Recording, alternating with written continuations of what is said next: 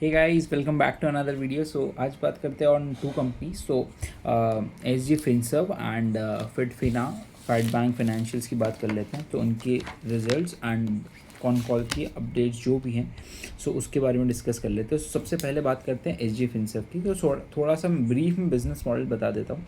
सो आपका जो S G Finserv है, they are into your supply chain financing and आपका जो भी वर्किंग कैपिटल से रिलेटेड जो भी लोन की रिक्वायरमेंट्स है या जो भी वर्किंग कैपिटल रिलेटेड आपको लोन चाहिए, so they are providing that particular loans too. अब आपके डीलर्स हो गए, डिस्ट्रीब्यूटर्स हो गए, अब आपके जो बड़ी बड़ी कॉन्ग्लोमरेट्स है, फॉर एग्जांपल टाटा, उनके कुछ डिस्ट्रीब्यूटर्स होंगे, एपीएल अपोलो ग्रुप, फिर आपके संभव steel, JTL industry. So obviously जो बड़े बड़े कॉन्ग्लोमरेट्स है, टाटा स्टील, तो इनके जो छोटे जो नीचे डीलर्स हैं, आपके जो मेन डीलर्स है, इनको सप्लाई चेन फाइनेंसिंग करना। फॉर एग्जांपल अगर इनको इन्वेंट्री स्टॉकअप करनी, सो उस पर्टिकुलर इन्वेंट्री स्टॉकअप करने के लिए जो भी आपको रिक्वायरमेंट है, वो वाली रिक्वायरमेंट्स आपकी एस जी फिनसर्व आपको फुलफिल करके देगा। अब कैसे फुलफिल करके देगा, इनका इसमें एक मोड है that they have develop, because obviously they are coming from a group of APL Apollo. So वहाँ पे इनके जो रिलेशनशिप थे फ्रॉम योर, अब APL Apollo is a good name और आपका जो है बड़ा नाम है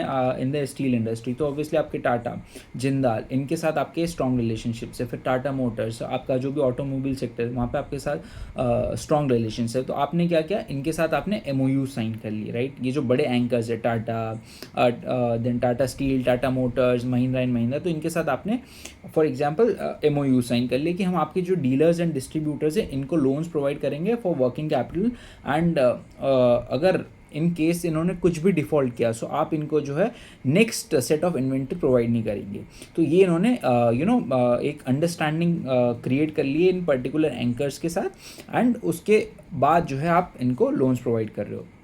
सो आपका मोड क्या होगा, फॉर एग्जांपल अगर इन केस कोई भी डीलर ने जो है अगर डिफ़ॉल्ट किया है ना, इन्वेंट्री सेल करने के बाद डिफ़ॉल्ट किया, सो अब आपका क्या होगा, इसमें आपके एंकर की भी ग्रोथ हैम्पर होगी क्योंकि बड़ा डिस्ट्रीब्यूटर है। तो फॉर एग्जांपल अगर कोई भी एरिया या ज्योग्राफी में उसका डिस्ट्रीब्यूशन है, तो वहाँ पे आपकी ग्रोथ हैम्पर हो जाएगी। तो अगर डीलर डिफ़ॉल्ट करेगा तो आपके एंकर की ग्रोथ हैम्पर होगी, उसके ग्रोथ हैम्पर के साथ साथ एस जी फिनसर्व का भी लॉस होगा, बिकॉज ऑब्वियसली डिफ़ॉल्ट हो गया।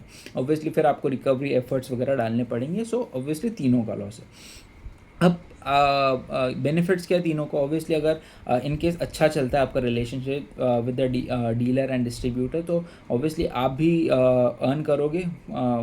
जो भी आप वर्किंग कैपिटल प्रोवाइड करो तो आप उस पर भी पैसा कमाओगे, आपका डीलर डिस्ट्रीब्यूटर भी ग्रो करेगा, और आपके जो एंकर्स है they will also grow with your dealer and distributors. Obviously तीनों के लिए बेनिफिट्स है। तो ऑब्वियसली अगर ख़राब हुआ कुछ तो तीनों के लिए ख़राब होगा, और अगर अच्छा हुआ तो तीनों के लिए अच्छा होगा। So that is the entire business model on which they operate. Obviously इसमें अब 3-4 चीज़ें और है।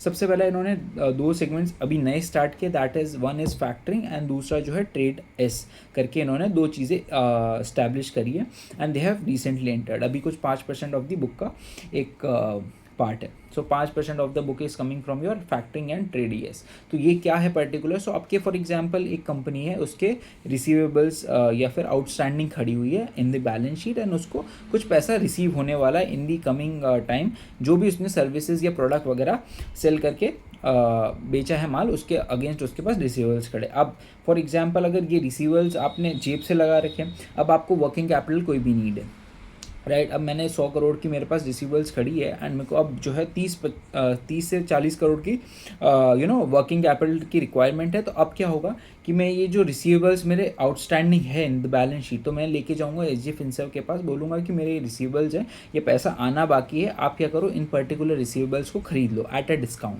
बिकॉज ऑब्वियसली एक पर्टिकुलर डिस्काउंट है। फॉर एग्जाम्पल मेरे को 40 करोड़ के मैं रिसीवेबल्स लेके एस जी फिनसर्व के पास गया, एंड फिनसर्व को बोला कि ये 30 करोड़ के मेरे रिसीवेबल्स है, आप इसको डिस्काउंट पे खरीद लो। फॉर एग्जांपल मुझे आप जो है 29 करोड़ एंड कुछ 70 लाख रुपीस का वर्किंग कैपिटल सैंक्शन कर दो, और जब भी ये आपका जो है पैसा आएगा, आप रिसीवेबल्स डायरेक्टली आप रिसीव कर लेना 30 करोड़, और ये जो 30 लाख रुपीस का जो अमाउंट है, ये आपका एज ए इनकम हो जाएगी या इंटरेस्ट हो जाएगा। सो ये हो जाएगा आपका फैक्टरिंग या ट्रेड एस। अब ट्रेड एस आपका जो है दैट इज़ रेगुलेटेड, तो एक रेगुलेटरी प्लेटफॉर्म आ जाता है जहाँ पे these receivables are listed and obviously आपकी बिडिंग होती है एंड बेस्ड ऑन बिडिंग आपको जो है ये पर्टिकुलर रिसीवेबल्स के अगेन वर्किंग कैपिटल आप प्रोवाइड करते हो. So obviously that is more regulated and that is more से transparent in pricing. So obviously discounting जो है वो बेसिस ऑन बिडिंग होती है and in case of factoring that is bilateral. आप और मैं मिलकर डिसाइड करेंगे कि कितना डिस्काउंटिंग होगा. So that is the entire business model जहाँ पे आप वर्किंग कैपिटल प्रोवाइड करते हो to dealers and distributors and various manufacturers and all. तो पेएबल्स पे भी होता है, that is called vendor financing and invoice financing. उसमें क्या होता है, फॉर एग्जांपल अगर मेरे को कोई बड़ी कंपनी का मैन्युफैक्चरिंग कॉन्ट्रैक्ट आया, फॉर एग्जांपल सैमसंग ने मुझे 50 लाख या 50,000 टीवीज़ का जो है एक ऑर्डर दिया. अब मेरे को ऑब्वियसली मैं छोटी कंपनी हूँ, मेरे को पैसा चाहिए वो 50,000 टीवीज़ का ऑर्डर फुलफिल करने के लिए. सो मैं जाऊँगा एसजी फिनसर्व के पास और ऑब्वियसली आपका सैमसंग अगर आपको ऑर्डर दिया तो एक इन्वॉइस रेज कर देगा. वो इन्वॉइस लेके मैं वेंडर एसजी फिनसर्व क्या चाहूँगा कि मेरे पास सैमसंग की 50,000 टीवीज़ का ऑर्डर है, आप मेरे को इसके अगेंस्ट लोन दे दो क्योंकि मुझे इन्वेंट्री क्रिएट करनी है और आगे मुझे सैमसंग को बेचनी है. फॉर एग्जांपल 50 करोड़ का ऑर्डर है तो 50 करोड़ का मुझे इन्वॉइस है. आप जो है मुझे इसके अगेंस्ट ऑब्वियसली एक छोटा सा अमाउंट काट के पेमेंट इशू कर दो. अब आपका एसजी फिनसर्व ये इन्वॉइस लेके सैमसंग के पास जाएगा, बोलेगा कि आपने इशू किया है. अगर सैमसंग कहता है हाँ हमने इशू किया तो इसके अगेंस्ट आपको वो पैसा अलॉट कर देंगे. That is the simple understanding. और उसके वो पर्टिकुलर इन्वॉइस आप जब आप सप्लाई कर दो ये 50,000 LCDs या जो भी LEDs है आपकी, अगर आपने टेलीविज़न इनको डिलीवर कर दिया तो ऑब्वियसली 30 डेज़ या 45 डेज़ के बाद जो भी पेमेंट होगा डिस्काउंट या पूरा पेमेंट होगा 50,000 LCDs का, दैट इज़ 50 करोड़, वो जो है आप एसजी फिनसर्व रिसीव कर लेगा. एंड कुछ पर्टिकुलर डिस्काउंट में आपने जो है वेंडर्स को पैसा दिया था, सो वो पर्टिकुलर डिस्काउंट जो आपकी इनकम हो गया, इंटरेस्ट अमाउंट हो गया. सो ये बिल्कुल सिंपल बिजनेस मॉडल है जहाँ पे आप वर्किंग कैपिटल प्रोवाइड कर रहे हो. अब आपकी अगर मैं बात करूँ AUM की, सो अभी कुछ 82% से AUM has grown Q1 versus Q1. बात करूँ मैं डिसबर्समेंट की तो 40% disbursements are up. And management से जब कॉन कॉल में ये हुआ था, सो दे वर इस साल के लिए they are targeting around 5,500 crore का AUM at the exit rate. Q4 के लिए 5,500 करोड़ का ये टारगेट कर रहे हैं. सो मैनेजमेंट ने बोला कि they have front loaded the entire AUM. So obviously Q1 में ही इन्होंने बहुत ग्रोथ अच्छी कर ली in terms of AUM. And अगले कुछ क्वार्टर्स में जो इनकी ग्रोथ, ये जो 16% क्वार्टर की ग्रोथ हुई है Q4 वर्सेस Q1, सो ये सस्टेनेबल नहीं है. तो 8 से 10% की ग्रोथ अब फॉर द नेक्स्ट 3 क्वार्टर के लिए दे विल बी डूइंग और कुछ 5,500 करोड़ पे ये एग्जिट करेंगे. सो अगर मैं बात करूँ ऑन एन एवरेज 3,700 करोड़ का इनके पास कुछ पिछले साल AUM था एंड 5,500 करोड़ पे ये एग्जिट करेंगे. सो that is a growth of 50%. सो बहुत अच्छी ग्रोथ है, कोई प्रॉब्लम नहीं है. अब गोइंग फॉरवर्ड क्या है, because obviously market is a forward looking machine. So अपने को देखना पड़ेगा कि आगे क्या. सो ROA बात करूँ तो 4.8% से 5.1%, जो 30 बेसिस पॉइंट्स की यहाँ पे इम्प्रूवमेंट है फ्रॉम लास्ट Q4. फिर ROE भी आपका जो है 12% से 14% की रेंज में आ चुका है. तो ऑब्वियसली गाइडेड रेंज में जो भी मेट्रिक्स है आ चुके हैं. आपकी जो NPAs है दैट इज़ ऑल्सो नील. और आपकी बात करूँ कॉस्ट टू इनकम, जो भी आपके एक्सपेंसेस लग रहे हैं राइट, एज़ कम्पेयर टू आपके जो भी आप इंटरेस्ट इनकम कमा रहे हो उसके अगेंस्ट दैट इज़ अराउंड 15%. तो 15% आपके जो भी इनकम आप प्रोड्यूस कर रहे हो उसके आपके एक्सपेंसेस लग रहे हैं in terms of technology, administrative cost, employ cost वगैरह वगैरह. So that is around 15% and 13 से 17% की इनकी गाइडेंस थी. तो इनकी अगर मैं गाइडेंस की बात करूँ तो they are targeting to grow their revenue at 25 to 30% for the next 3-4 years.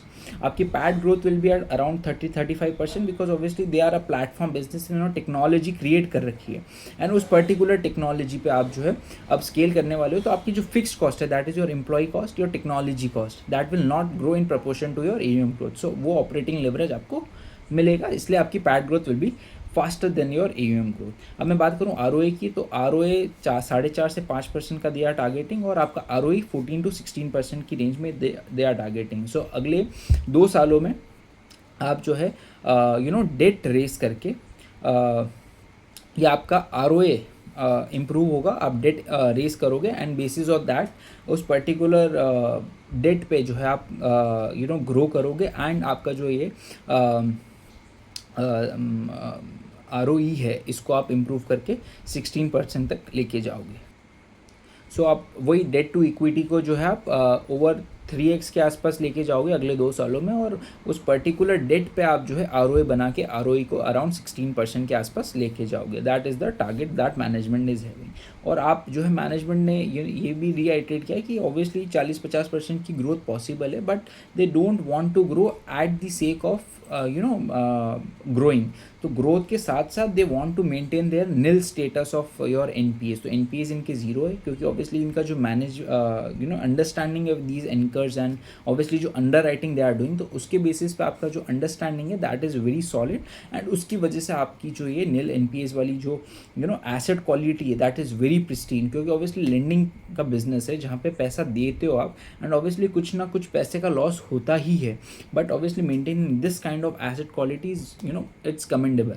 So obviously पैसा देना बहुत आसान है। सो ग्रोथ तो आप कितनी भी कर सकते हो, किसी भी रेट से ग्रो कर सकते हो, but maintaining that you are able to recover the entire money is very important. So they want to maintain that. So obviously they are targeting around 10,000 crores की book by FY30, and so अगर मैं FY30 मानूँ कि 10,000 की book कर लेंगे, so that comes to around 30% का कीगा growth for the next 3-4 years.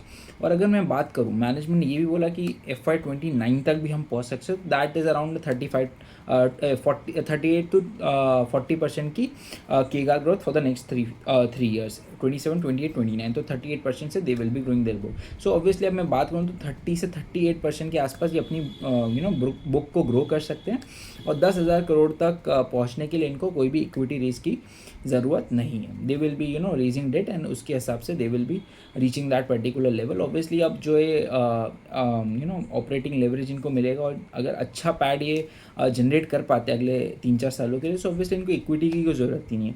अब मैं बात करूँ PBT की, तो अराउंड 300 करोड़ का PBT ये इस साल जनरेट करेंगे, एंड 225 करोड़ का पैड। सो ऑब्वियसली अगर पिछले साल की बात करूँ, सो 125 करोड़ का कुछ इन्होंने पैड रिपोर्ट किया था, एंड इस साल 225 करोड़ होंगे, तो 80 to 90% की कुछ ग्रोथ है।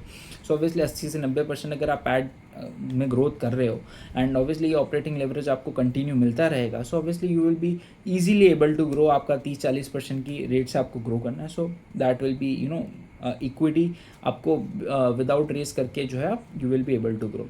अब इनको विजिबिलिटी है 5500 करोड़ की, so they will be ending the year at 5500 crore की बुक। थोड़ी सी अगर मैं बात करूँ AUM बुक की, so book is split into 33% is coming from your anchor APL Apollo group के जो डीलर डिस्ट्रीब्यूटर्स हैं वहाँ से आ रहा है, and 66% is coming from other entities, तो अदर एंकर्स के से आ रहा है। 33% आपका डिपेंडेंसी 50% पहले था, अब 33% हो गया। So obviously significantly you have reduce that exposure, और जैसे जैसे आप जो है AUM को ग्रो करोगे, ये पर्टिकुलर एक्सपोजर धीरे धीरे अपने आप ऑटोमेटिकली नीचे आ जाएगा, बिकॉज आपका APL अपोलो ग्रुप 10-15% से ग्रो कर रहा है, right, and you will be growing at 30-35% का केगा ग्रोथ से। सो ऑब्वियसली वो पर्टिकुलर एक्सपोजर धीरे धीरे ऑटोमेटिकली कम हो जाएगा, right? Up 1/3 of your book is coming from this particular segment, and अगर मैं बात करूँ सप्लाई चेन फाइनेंसिंग में और अदर पार्ट्स ऑफ फाइनेंसिंग में, तो 66% of the book is coming from supply chain financing, 1/3 book is coming from other loans like आपके ये फैक्टरिंग, पे ट्रेड एस, फिर आपका कुछ लैप लोन, सिक्योर लोन, तो इनसे आपका particular segment is coming from this. अगर फॉर एग्जांपल किसी डीलर डिस्ट्रीब्यूटर को कुछ लैप लोन चाहिए, तो वो लैप लोन्स भी ये प्रोवाइड कर देते हैं। सो वो वाला जो है 1/3% book is coming from that segment. अब मैं बात करूँ दो नए segments they are targeting to start. So पहला एक तो इंश्योरेंस की cross selling they are wanting to start. So obviously इन्होंने लाइसेंस वगैरह के लिए अप्रूवल्स के लिए डाल दिया है, and they will be tying up with the insurance companies. वहाँ पे ये जो है इनोवेटिव कुछ प्रोडक्ट्स इनके इकोसिस्टम के लिए डेवलप करेगी। फॉर एग्जांपल कुछ ट्रेड फाइनेंसिंग सोल्यूशंस हो गए, या जो आपके एम्प्लॉय हैं उनका हेल्थ केयर प्लान हो गया। सो वो कुछ इंश्योरेंस जो है ये इनोवेट कुछ करेंगे विद इंश्योरेंस कंपनीज एंड उसको क्रॉस सेल करेंगे. सो ऑब्वियसली इनको एक कमीशन बेस्ड इनकम आएगी that will be directly enhancing your PAT levels, because obviously उसमें कोई खर्चा है नहीं आपका, सिर्फ डिस्ट्रीब्यूशन का कॉस्ट है, वो आप लोन्स कर रहे हो उसके साथ आप इंश्योरेंस भी डिस्ट्रीब्यूट कर दोगे. सेकेंड इनका जो है वाया गिफ्ट सिटी, ये इंटरनेशनल एक्सपेंशन के लिए प्लान कर रहे हैं. दैट इंटरनेशनल भी आपका बहुत सारा ट्रेड हो रहा है, सो ऑब्वियसली उस पर्टिकुलर वर्किंग कैपिटल को फाइनेंस करने के लिए भी they are planning to have that GIFT City का राउट, एंड उसके लिए भी इन्होंने एक सब्सिडरी क्रिएट कर दी है. बट ऑब्वियसली ये जो आपका इंश्योरेंस बिजनेस है और ये सब्सिडरी वाया गिफ्ट सिटी, इनको अभी 3-4 क्वार्टर्स तो मिनिमम लगेगा टू स्टैब्लिश, एंड धीरे धीरे करके जो है they will start their expansion in that particular segment. इनका एक लॉन्ग टर्म का प्लान भी आपको मैं बता देता हूँ, that they want to be a financial institution जहाँ पे इनके पास supply chain solutions, lending solutions होंगे, साथ में इनके पास वेल्थ मैनेजमेंट फंड मैनेजमेंट के सोल्यूशंस होंगे. They will start their alternative funds, है ना, ऑल्टरनेटिव इन्वेस्टमेंट फंड, तो AI ये स्टार्ट करने का प्लान कर रहे हैं. फिर इंश्योरेंस डिस्ट्रीब्यूशन और ये आपका सप्लाई चेन. तो ये कुछ चीज़ें हैं जो इनके माइंड में है. एंड ये Q3 में भी हुआ था जब मैनेजमेंट चेंज हुआ था, जब इन्होंने स्ट्रिक्टली या फिर आप बोलो कि इन्होंने PPT में ही डाल दिया था कि ये सारी चीज़ें हमको करनी है, एंड उस टाइम इनके पास क्लैरिटी नहीं थी कि इनको करना क्या. सो ऑब्वियसली उस टाइम इनके पास आंसर्स नहीं थे, तो बहुत पिटाई हुई थी इनकी. एंड वो क्लैरिटी आपकी Q4 में आई है, जब आपका मैनेजमेंट अपना फोकस से वापस ये सप्लाई चेन बिजनेस में डाला है. सो सप्लाई चेन फाइनेंसिंग अभी इनका मोट है. एंड ये पता नहीं SG फिंसर्व और SG मार्ट जो आपकी EPL अपोलो ग्रुप कंपनीज है, सो ये इनको पिवट करने का क्या शौक चढ़ता है. सो अब मैं चाहता हूँ कि SG फिंसर्व ग्रेजुअली आपका धीरे आराम से ग्रो करते रहे, 30-35% की 40% की ग्रोथ रेट पे आराम से ग्रो करें.